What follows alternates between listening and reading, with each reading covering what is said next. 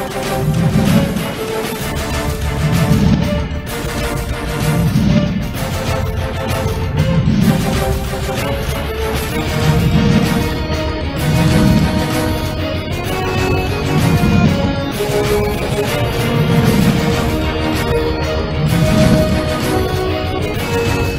téléspectateurs de la FM Télévision, bon début de semaine, nous nous retrouvons avec vous dans le cadre de votre émission Grande Analyse, cette émission qui vous est proposée par la FM Télévision où nous parlons de sujets d'actualité. Vous savez que l'actualité en République démocratique du Congo reste dominée surtout en politique par la révision ou le changement de la Constitution, une position qui a été prise par le chef de l'État, Félix-Antoine Tshisekedi Tshilombo, qui l'a annoncé lors de sa visite à Kisangani au début du mois de novembre. Aujourd'hui, cette logique-là prend le corps avec le secrétaire général de l'IDPS qui a donné l'ordre à tous les membres du parti de porter cette lourde charge du changement de la Constitution parce qu'ils se disent qu'ils sont prêts à donner à la République démocratique du Congo une nouvelle Constitution parce que selon eux, cette Constitution est tombée caduque, qu'elle ne répond plus aux attentes de la population congolaise. Sur ce plateau, je reçois pour vous M. Popol Djamani. Nous le recevons dans le cadre de cette émission. Il est secrétaire général du parti politique IBDC. C'est avec lui que nous allons essayer de parler autour de tous ces sujets, surtout qu'il est parmi ces Congolais qui avaient dit en son temps que la Constitution devait être revue. Et aujourd'hui, il y a un débat autour de la révision constitutionnelle ou le changement. C'est pourquoi nous avons choisi de parler avec lui. M. Popol Djamani, bonjour. Bonjour. Comment vous allez? Dieu fait grâce. Comment se porte le parti? Oui, le parti politique UDDC, Union pour la démocratie et le développement du Congo, un jeune parti qui s'installe à travers la République où nous recevons tous les jours d'adhésion et nous recevons tous les jours de soutien.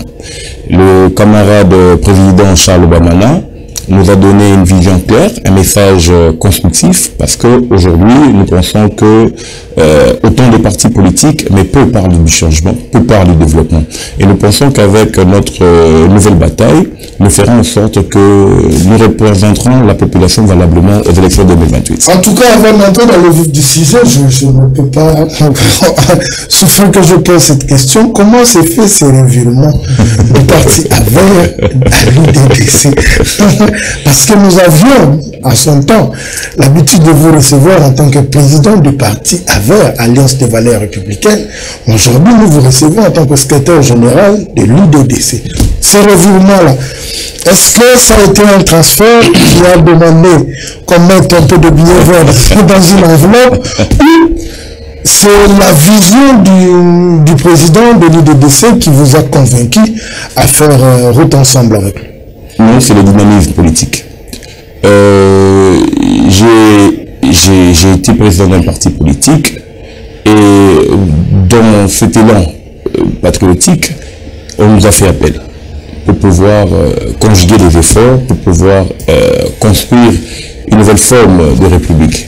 Raison pour laquelle, sur ce patriotique, nous avons accepté de nous oublier nous en tant que président national et d'accepter d'accompagner un Congolais, d'accepter d'accompagner un concitoyen, mais tout en gardant certaines approches, puisque en tant que président, ancien président d'un parti politique, il est évident que lorsque j'embrasse les nouvelles fonctions dans un autre parti politique, il faudrait que le contrat soit respecté et le contenu doit être là.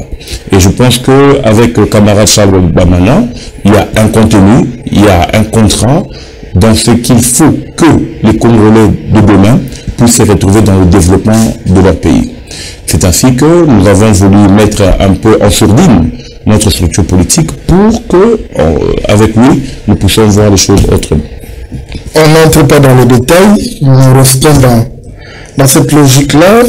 Vous avez dit, c'est le dynamisme politique. C'est ça que nous retenons, le dynamisme politique. Mais d'entrée de jeu, nous parlons de la révision constitutionnelle aujourd'hui. dans son temps, vous avez aussi évoqué cette révision, le changement.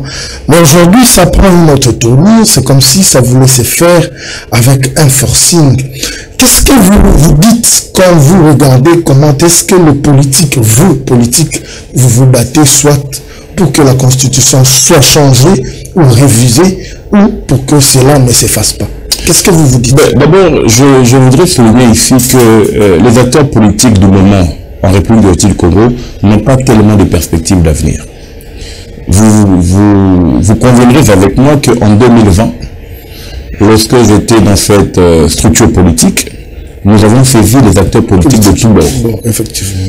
Et aujourd'hui, collègue, parce qu'il est secrétaire général à l'UDPS, nous avons exprimé, que ce soit devant le secrétaire général de l'UDPS, Augustin Kabouya, que ce soit devant le président de l'Assemblée nationale à l'époque, Bosso, que ce soit devant le président du Sénat, le professeur Bahati, que ce soit devant le secrétaire général Fidel Babala du MLC, nous avons exprimé, même avec le secrétaire général du parti de Didier Bidimbo, nous avons exprimé notre volonté d'accompagner. Il faut rappeler aussi que nous avons été reçus au niveau du secrétariat général adjoint du PPRD. Nous avons dit aux politiques que si nous ne prenons pas garde, la question de la révision constitutionnelle, lorsqu'elle s'abordera, va créer des tensions. Il est préférable pour nous, qui estimons que la patrie et la nation n'appartiennent pas à un groupe d'individus, d'en parler aujourd'hui. Effectivement. Il m'a été répondu que l'opportunité n'y était pas. J'ai dit, et j'ai donné un exemple, qu'en 2011, nous étions à quelques mois des élections, et il y a eu un sursaut pour lever les équivoques sur les grandes questions.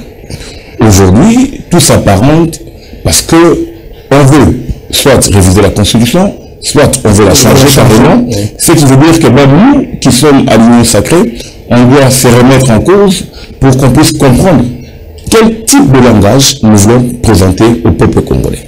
Sinon, nous allons marcher comme des serpents à deux têtes, où la famille politique proche du chef de l'État vient nous embrasser directement avec un nouveau concept, le changement.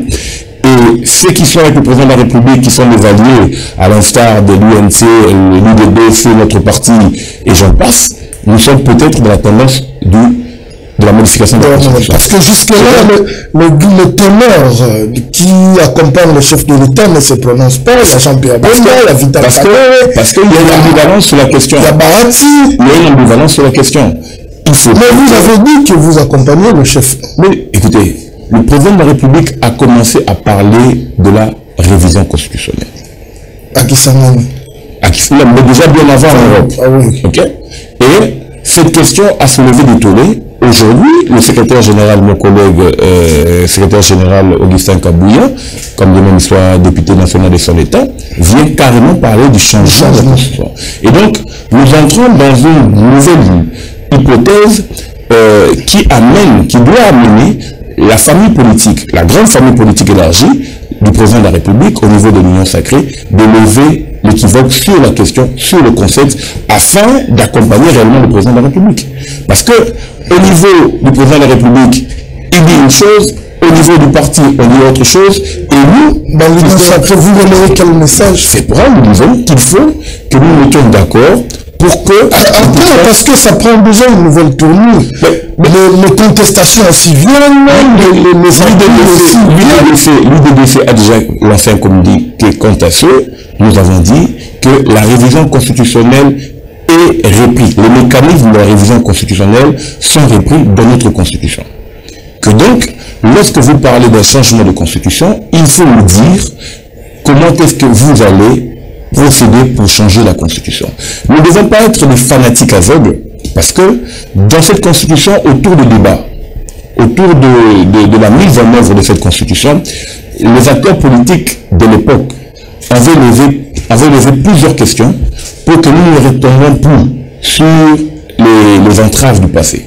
Que donc, les législateurs avaient décidé à cette époque, d'éviter des mécanismes de changement de constitution.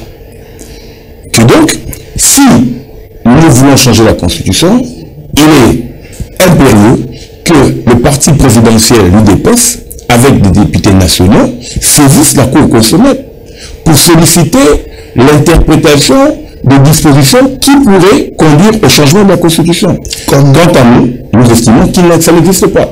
Même si on veut prévaloir l'article 5, où on dit que le peuple peut choisir par référendum. Mais si vous prenez cet article 5, où on donne au peuple congolais, au souverain primaire, le pouvoir donner son point de vue sur une question, mais le référendum dont il est question s'applique au niveau où il marche avec l'article 218. Il dit, voilà, l'article 218, qui donne les 4 organes qui peuvent initier la révision constitutionnelle.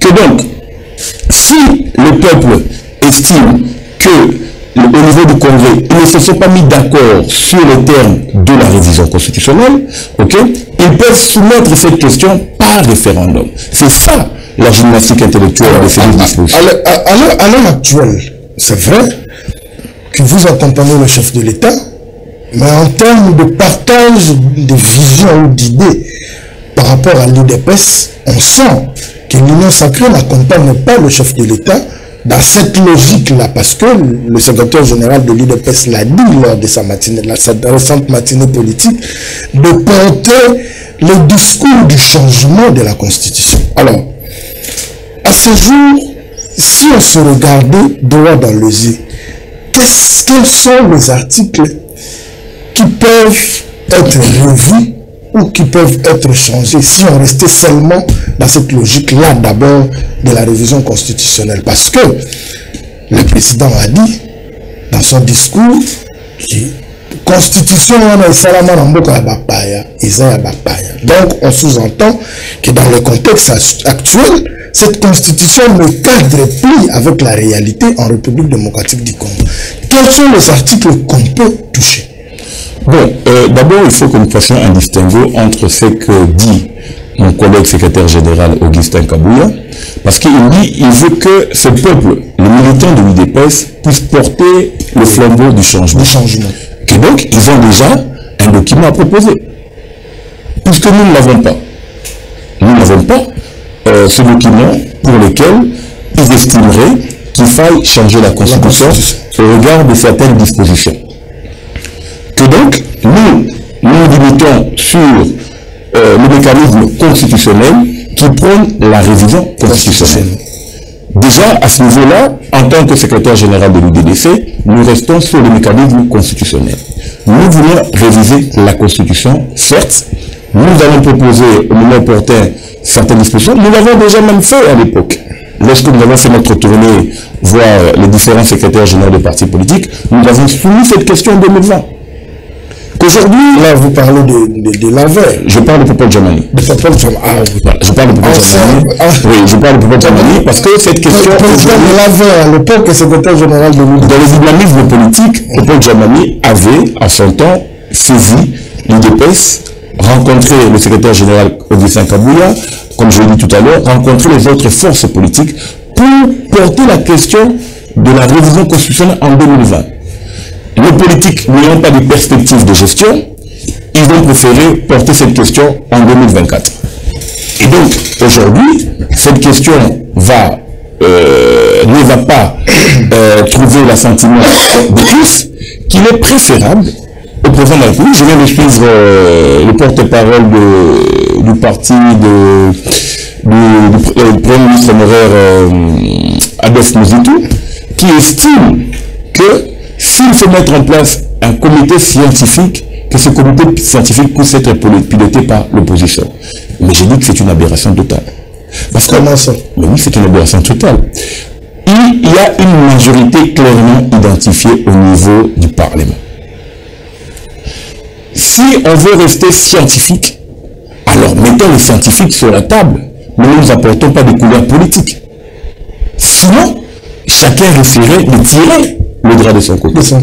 Le vrai problème qui se pose, c'est que le président Tshisekedi, ça c'est d'autre part, avant de pouvoir discuter, avant de pouvoir installer ce comité scientifique, pour nous estimons qu'il devait mettre un cadre de concertation entre le l'opposition, la société civile et la majorité. Ouais. Parce que cette question de comité scientifique, l'essence même de ce comité scientifique est déjà réglée au niveau de l'article 218, alinéa 2 de la Constitution, qui dit que le pouvoir de décider du bien fondé de la révision constitutionnelle appartient à la majorité des membres des chambres, soit la majorité des députés nationaux, soit la majorité des sénateurs. Avec comme logique, si nous installons aujourd'hui un comité scientifique pour initier, pour voir les forces et les faiblesses de dispositions qui doivent faire l'objet d'une révision constitutionnelle, écoutez, la compétence étant d'attribution, la Constitution a déjà légiféré cette question à un groupe de représentants qui peuvent estimer s'il faille réviser ou pas. Nous, en tant que scientifiques, nous allons aborder des questions d'ordre général, mais eux vont découvrir le bien fondé.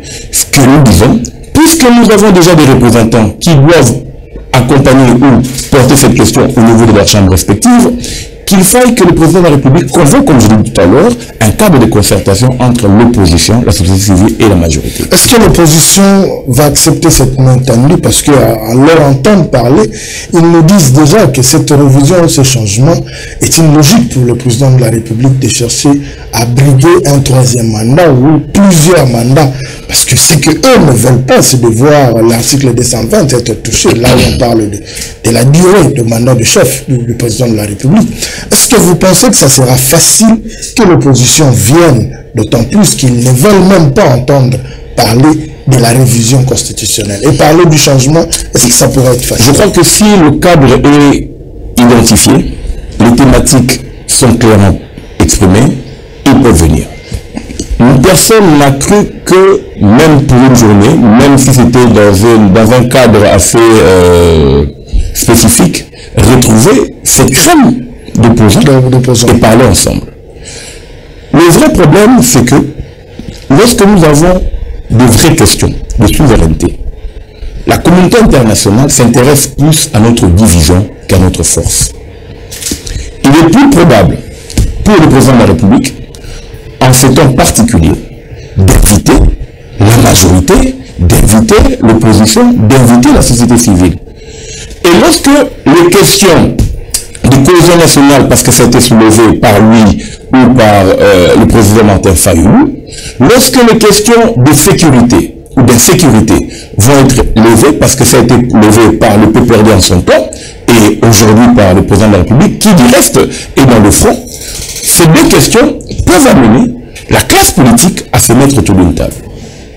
Parce qu'aujourd'hui, si nous ne discutons pas avant d'aller sur la révision ou le changement de la Constitution, je peux vous dire, pas en tant que prophète de malheur, qu'il y aura un homme qui portera une responsabilité. Et la responsabilité des pertes de vie des Congolais.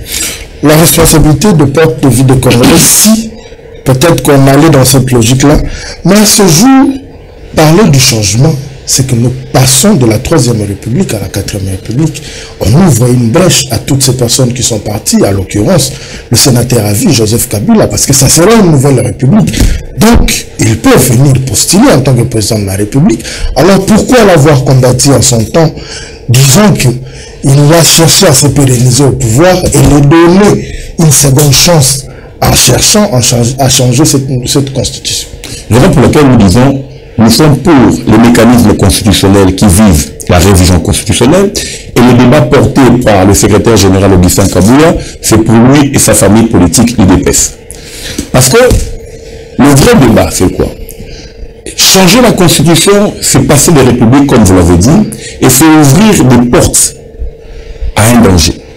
Parce que vous allez dire, nous sommes prêts à aller, vous prendrez la loi de père et de mère, je crois, j'imagine, pour dire, voilà, le président de la République ne peut être que des Congolais de père et de mère, et vous allez mettre de côté les dispositions jurisprudentielles qui ont été promulguées, ou bien les arrêtés qui ont été donnés par la Cour suprême de justice, ou bien par la Cour constitutionnelle, à son temps, au regard des fonctions qu'a assumées, qu'aurait assumé Moïse Katumbi ou qu'a signé Joseph Kabila. C'est ça le vrai mystère. C'est vrai, le vrai problème est là.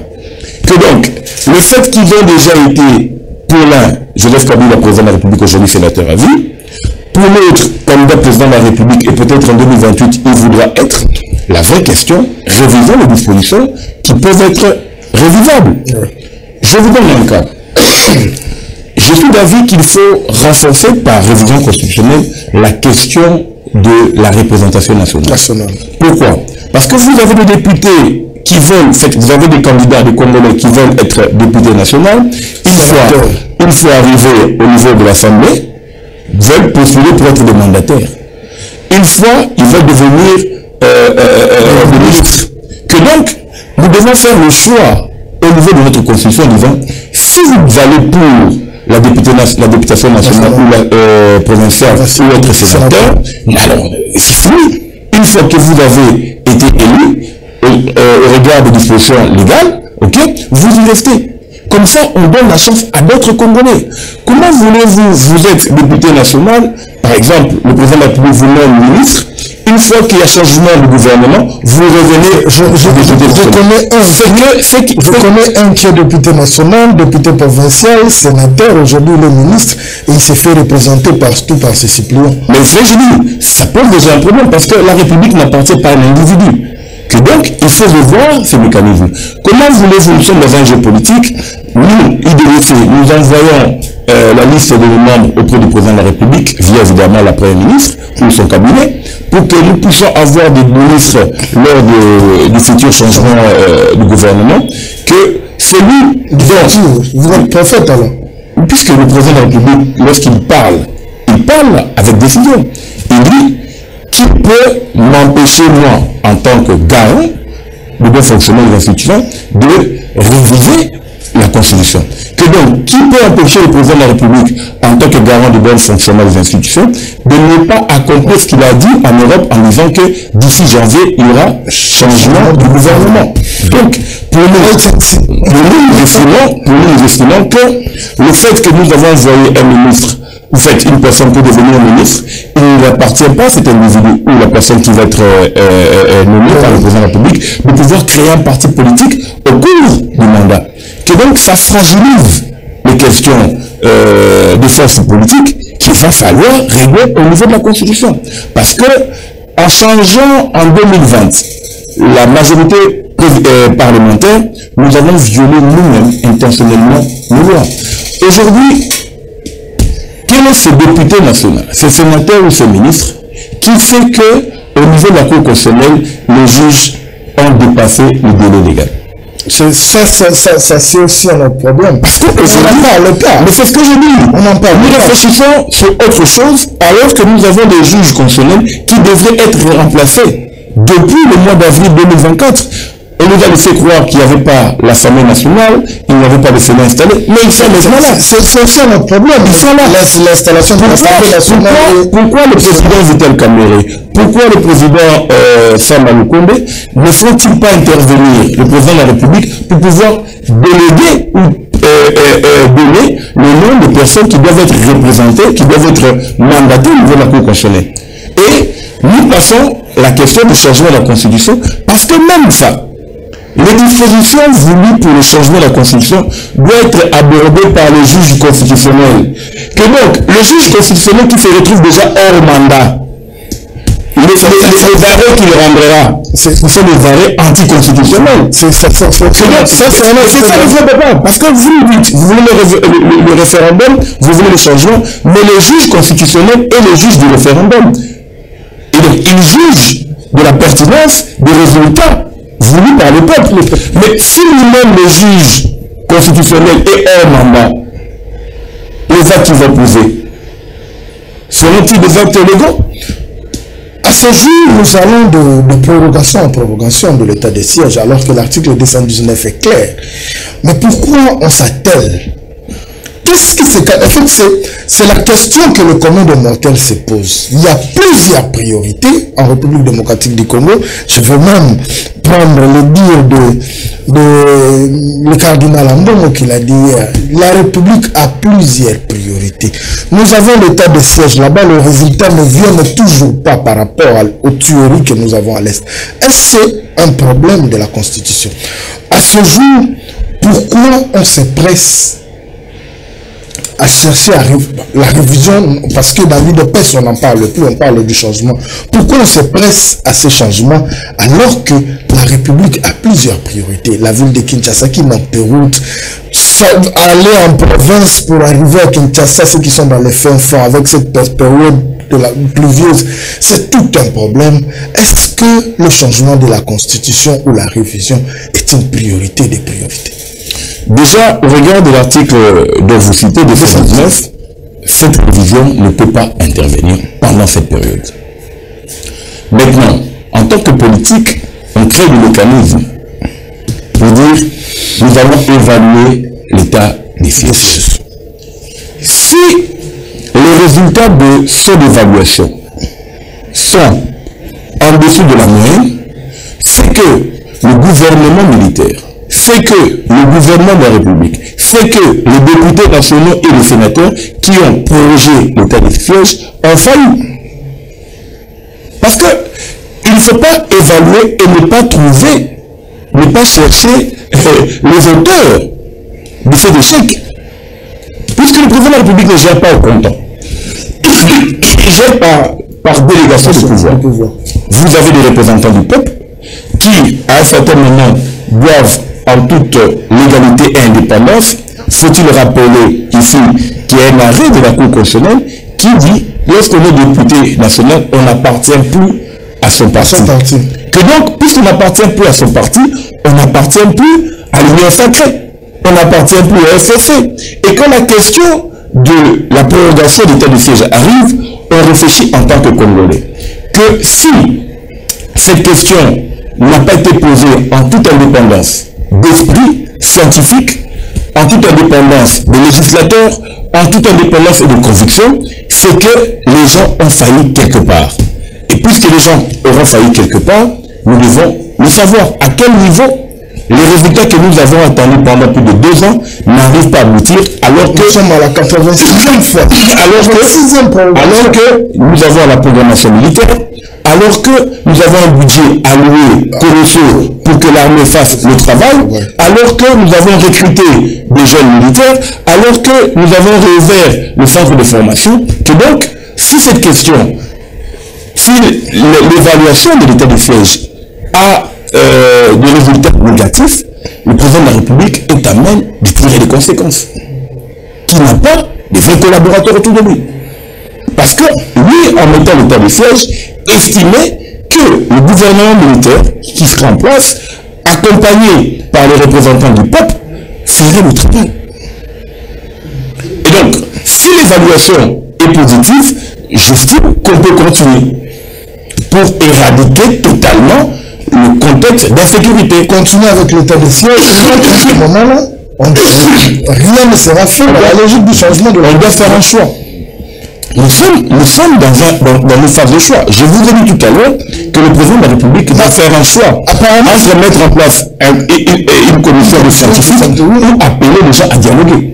Le président de la République doit faire un choix. Le président de la République doit faire un choix. Appeler les gens à dialoguer aujourd'hui, ça nous amène encore à un partage de pouvoir. Parce que tout le monde cherchera à mettre la main dans la pâte pour gérer, afin que les décisions qui seront soient consensuelles. Si le pays doit passer par là et nous éviter le bain de sang, nous allons nous incliner sur ça. C'est ça que nous appelons le socio-patriotisme. Est-ce que les politiques qui gèrent voient les choses dans ces terres-là? Je dirais ici que tout acteur politique, de tous bords, voit ces choses de cette taille-là. Mais ils ne veulent pas le dire parce qu'ils ont ce qu'on appelle ici le droit de réserve au regard de leurs autorités morales. Nous, au niveau de l'UDDC, je vous ai dit tout à l'heure, nous sommes de l'Union sacrée, mais nous ne sommes pas dans le 8BA. Nous disons, puisque nous prenons le développement, puisque nous prenons la démocratie, nous devons dire ce qui est juste. Et nous devons amener le président de la République à avoir des propositions concrètes qui lorsqu'il ouvrait son calendrier, il ouvrait son carré, il dira, je préfère prendre une proposition de l'UDC. Qui a parlé? Parce qu'il faut rappeler que nous avons parlé depuis 2020 sur la question de la révision constitutionnelle. 1000 personnes ne nous ont entendus. Aujourd'hui, cette question revient sur le débat. Nous disons, est-ce que maintenant c'est opportun?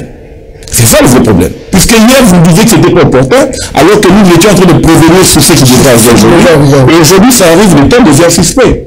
Parce que lorsque vous dites changement de la Constitution, même si le président de la République estime qu'il ne veut pas avoir un troisième mandat, mais il a une famille politique, qui peut le pousser? Rappelez-vous, hier, les opposants ont poussé le président de la République, le sénateur Joseph Kabila, jusqu'à le voir parler. Et il avait dit que son sort était réglé par la Constitution. Aujourd'hui, le fait, le président Tshisekedi, faire la révision constitutionnelle, nous sommes d'accord. Mais amener le président Tshisekedi à changer la Constitution, cela veut dire que son sort ne sera pas réglé par la Constitution qui aurait été changée par le bon vouloir de l'UDPS. Mais apparemment, dans l'Union sacrée, tout c'était mort. Personne ne se prononce. Je vois Jean-Pierre Bemba, je vois Vital Kamerhe, je vois M. Bahati Lukombo, je vois Sama Lukombo, je vois Pepe Mosso. Personne ne se prononce dans cette logique. Apparemment, ils se disent, bon, comme on le dit à Lingala, c'est une décision qui a été prise collégialement et on a laissé le ballon de C entre les mains de l'UDPS. C'est vrai, vous êtes dans l'union sacrée, vous accompagnez le chef, vous voyez les choses sous une autre forme, mais ceux qui sont, moi je dis ceux qui sont dans les mangeoires, parce qu'ils sont dans la gestion quotidienne de la République, ceux qui gèrent et qui sont avec le chef de l'État, personne ne se prononce dans cette logique-là de la révision ou du changement.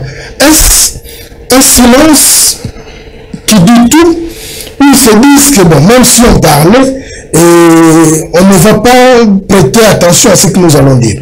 Non, je tiens d'abord à vous donner peut-être une information. Le parti de Sama Lukonde a déjà pris position en disant que nous soutenons l'option levée par le président de la République. Mais lesquelles options? Parce que le président de la République a parlé de deux choses. Soit c'est la révision, soit c'est le changement. Ça me laisse avec hic. Le président Vital Kamerhe a dit qu'il faut attendre que nous devons quitter le débat de la rue pour que le débat soit au niveau du Parlement. Avec le titre de son frère qu'il a dit. Voilà. Alors, vous prenez le professeur Bahati qui dit, est-ce que nous avons un problème de texte ou un problème de vote? Ça veut dire que chacun est en train de mettre sa batterie pour que on épouse le temps. Et à qui profiterait cela? C'est vrai, mais à eux. Parce que si on épouse le temps, cela veut dire que nous sommes en 2025. Ok? Et qu'en 2025, la commission réfléchira pendant le même jour, parce qu'il faut aussi faire des consultations au niveau des provinces. Il ne faut pas que ces scientifiques estiment qu'ils ont le monopole du savoir. Sinon, à quoi servirait la recherche scientifique? Que donc, ces comités scientifiques devraient ouvrir des consultations populaires pour que la population donne le quitus. Entre-temps, comme je l'ai dit tout à l'heure, il faudrait que la majorité présidentielle puisse saisir la Cour constitutionnelle pour qu'on nous donne le mécanisme constitutionnel du changement de la Constitution.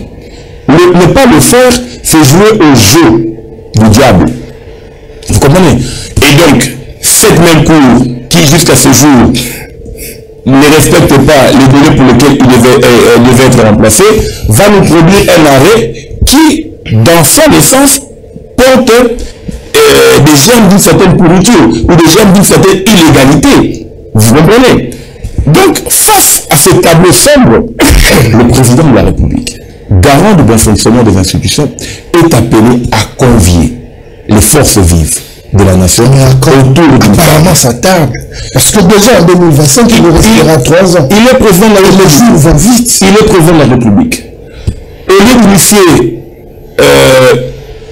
la mise en place d'une commission, convoquer les leaders, convoquer les forces politiques et exprimons-nous sans embâche sur les questions de l'insécurité, de la balkanisation, de la gestion de la République et pourquoi pas de la révision constitutionnelle. Parce qu'on ne peut pas, c'est là que je dis, on ne peut pas interdire au président de la République d'initier la révision constitutionnelle. Mais là où ça bloque, c'est parce qu'il y a l'état de siège. Mais on ne peut pas l'interdire de lycée. Ça, c'est un premier élément que les Congolais doivent savoir. Et que l'opposition, nous devons leur rappeler ça. Ça, c'est un premier pas. De deux, puisque nous avons l'état de siège déjà bloque la question sur la révision constitutionnelle. Maintenant, vous avez la Cour constitutionnelle, comme je dis, qu'il faut saisir pour qu'on ait une interprétation. Pour éviter de dire aux Congolais, comme j'ai vu le pasteur Voisilem, qu'il y a 300 km que les Congolais peuvent faire. C'est là où je voulais en venir. Aujourd'hui, on associe les pasteurs. C'est vrai que tout le monde a cette liberté de parler au nom du Congo, de réfléchir. Mais il y a certaines questions, quand on l'aborde, il faut l'aborder avec beaucoup de sérieux possible. Le pasteur Voisilem, c'est un pasteur que je suis beaucoup, que j'admire, mais pas statique, ma politicien, ça sera une très bonne chose. Parce que l'interprétation de cet article, c'est ce qui embrouille le commun de mortel. Là où on parle de la logique de céder les terres au nom de l'unité africaine. C'est l'article 217. Non, je voudrais... L'article 217 dispose ceci. La République démocratique du Congo peut avoir conclu des traités internationaux et régionaux. Vous comprenez? Et décider de faire un abandon de souveraineté. L'article 214 parle de cession de terres. Je passe à l'article 214. L'article 214 a été rédigé dans quelle optique? On devait éviter au président de la République ou aux membres du gouvernement de se réveiller un matin et d'aller dire nous vous donnons telle partie des terres. Cet article est fait pour ça. Parce que la question renvoie au référendum. Ça veut dire que pour céder une portion de terre, il faut que le peuple dise, donne son quitus. Mais apparemment, par rapport à l'article 214, par rapport à l'article 217, où on parle de l'abandon partiel de souveraineté, nous sommes, par exemple, lorsque la RDC signe avec le Rwanda. Je prends que cet exemple. Nous savons que, pour ceux qui sont des juristes, nous savons qu'en matière de droit commercial ou de droit commerciaux, ok, vous avez 3 ou 2 juridictions. Vous avez le premier degré, vous avez le deuxième degré et vous avez le troisième degré. Que donc, les questions liées au pouvoir d'une décision de justice au niveau du degré d'appel n'étaient que là où se trouve le centre d'arbitrage OADA et non au niveau de la RDC. Donc, on a abandonné une partie de notre souveraineté sur cette question-là. Parce qu'il y a un accord. Lorsque vous entrez, par exemple, à la maison Schengen, vous êtes dans votre territoire congolais. Mais on a abandonné parce que on s'est dit que lorsque nous entrons dans les ambassades, nous sommes à l'étranger. Donc aujourd'hui, ces deux dispositions, prises de manière séparée, n'ont rien à voir avec une initiative de la révision constitutionnelle. Raison pour laquelle j'ai dit dans une tribune qu'il était important que le président de la République fasse l'application de l'article 161. Ou, si parmi la famille présidentielle, l'UDPS, puisse saisir la Cour constitutionnelle pour qu'on puisse avoir interprétation de dispositions qui, entre guillemets, pour eux, pourraient poser problème. Effectivement. Comme ça, l'article 214 et 217. Comme ça, ce sont les deux articles aujourd'hui. C'est pourquoi je dis que, et évidemment, ils peuvent poser la question au juge constitutionnel qu'on puisse interpréter l'article 214, qu'on puisse interpréter l'article 217, qu'on puisse interpréter l'article 5, qu'on puisse interpréter l'article 218 alinéa 2, pour savoir est-ce que réellement le président de la République peut mettre en place un comité scientifique pour parler du bien fondé de la révision constitutionnelle, pour voir que veut dire l'interprétation du juge au niveau de l'article 214 et 217, et là nous serons les républicains responsables.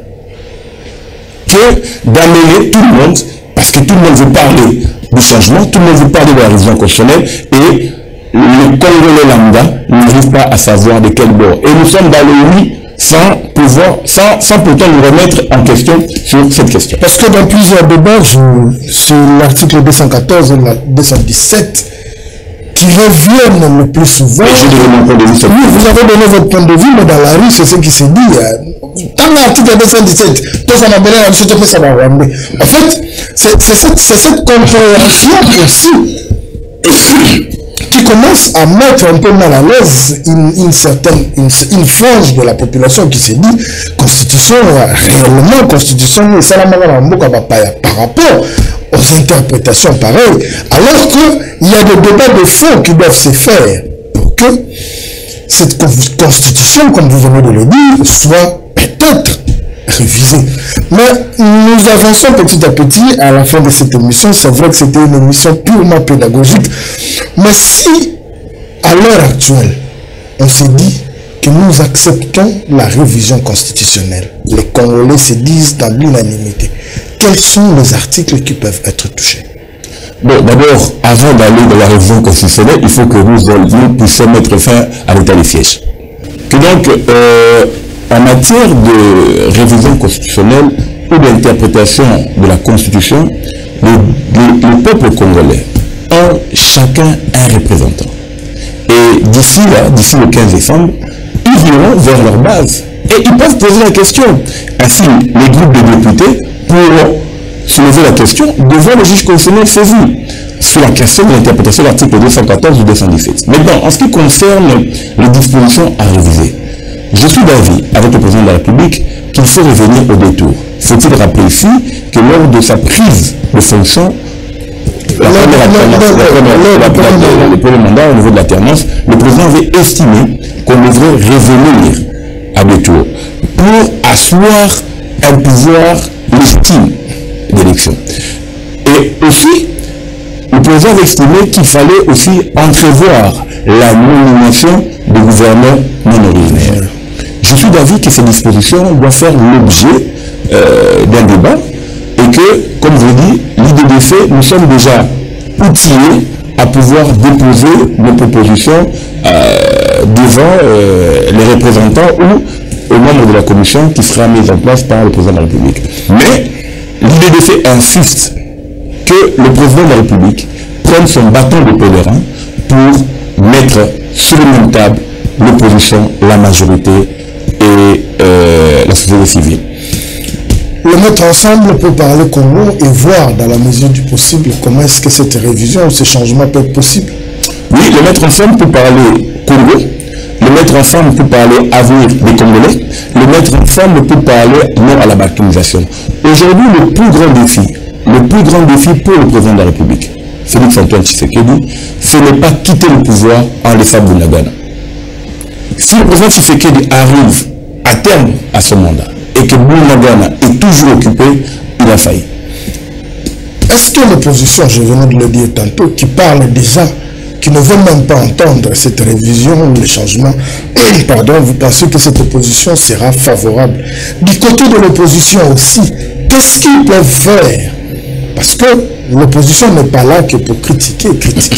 Jusque-là, aucune proposition concrète. Ils sont dans cette logique-là de dire, est-ce que s'il n'y a pas de route, c'est la faute à la Constitution? Est-ce que si les Congolais n'ont pas d'emploi, c'est la faute à la Constitution? Est-ce que les politiciens ne peuvent pas nous amener aussi des propositions qui peuvent aider le gouvernement ou les régimes actuels, même si on ne va pas réviser la Constitution, on ne va pas changer la Constitution, mais qui peut aider ceux qui dirigent à faire mieux, parce qu'aujourd'hui nous sommes dans cette logique-là de laisser les dirigeants sombrer pour que nous puissions avoir un discours lors des élections. Est-ce que vous n'avez pas un discours direct que vous pouvez adresser à ces opposants par rapport à ce que nous traversons aujourd'hui? Parce que dans tout ça, c'est la population qui en pâtit. Je crois que l'opposition devrait se mettre d'accord. Si l'opposition veut barrer la route au président Tshisekedi ou au collègue Kabouya sur le changement de la Constitution, l'opposition devrait faire signer 100 000 personnes, signatures, et saisir le Parlement pour dire nous sommes oui pour la révision constitutionnelle. Et à cette question, le président de la République, même si on veut lui prêter ces intentions-là, ne pourra pas avoir un troisième mandat. Première réaction. De manière objective, si l'opposition se met à bloquer, à barrer la route, sans pouvoir entrer dans le rouage du jeu, elle sera en retard. Que donc, si l'opposition s'élève en disant, il veut la révision constitutionnelle, nous l'accompagnons. Et on sévit. À ce moment-là, l'opposition a les dispositions qui peuvent donner un complément à la majorité et verrouiller, de manière verrouillée, ce qui a été verrouillé au niveau de la Constitution. Monsieur Popol, merci beaucoup d'avoir répondu à notre invitation. Mais vous avez une minute pour faire la synthèse et vous adresser aux Congolais qui vous ont suivi. Oui, merci beaucoup. Popol Djamani, secrétaire général de l'UDDC, informe à l'opinion nationale que notre parti est en train de s'installer à travers la République. Déjà, la mise en place du comité au niveau du Kasaï, de Kalemi, du Haut-Katanga et du Sud-Kivu sont effectives. Et j'invite les Congolais à venir adhérer à ces nouveaux partis politiques qui, avec son slogan, avec son projet de société, veut bien que les choses aillent de l'avant. En ce qui concerne le débat d'actualité, je demande respectueusement au président de la République de mettre en place un cadre de concertation, majorité, opposition et société civile. Les questions de partage, ce sont des questions secondaires. Les questions primordiales, c'est pourquoi réviser. Les questions primordiales, c'est sur la fin de la guerre à l'Est. Les questions primordiales, c'est non à la balkanisation. Ne laissons pas l'ennemi, le Congolais, de pouvoir nous diviser davantage. À l'opposition, si vous estimez que vous devez refuser le changement de la Constitution, alors allons dans ce qui est prévu par le mécanisme constitutionnel, la révision de la Constitution. Et nous allons ôter le frein à tout ce qui pense que le président de la République veut s'éterniser au pouvoir. Merci beaucoup. C'est par ce mot de notre invité Popol Djamani pardon, que nous mettons un point final à cette émission. Nous vous disons merci. Aujourd'hui, nous vous avons reçu dans cette casquette de secrétaire général du parti politique UDDC. Et je pense que ça ne sera pas la dernière fois, comme vous êtes un habitué de ces plateaux. Mais on va s'habituer à vous appeler secrétaire général parce qu'on avait l'habitude de vous appeler président. Le dynamisme politique, comme vous venez de le dire. Je souhaite un heureux anniversaire à Madame Plamedi Mouyi. Madame, joyeux anniversaire à toi. Faites ça bien. Nalaka Kyo, que le banga na yo koya lundi. C'est le pasteur. Nalaka Kyo, le banga na yo koya lundi. Joyeux anniversaire à toi. Garde toujours ce bon cœur là que tu as. Et je pense que Maramba Malam peut continuer koyaka. Et un bon début de semaine à mon vieux Assoumani Mbiso. Olivier, moi je l'appelle oncle parce qu'Azali, donc d'office c'est mon oncle. Bon début de semaine à vous et à vous tous qui nous avez suivis. Nous vous disons merci. On se retrouve prochainement pour un autre numéro avec un autre invité. Au revoir.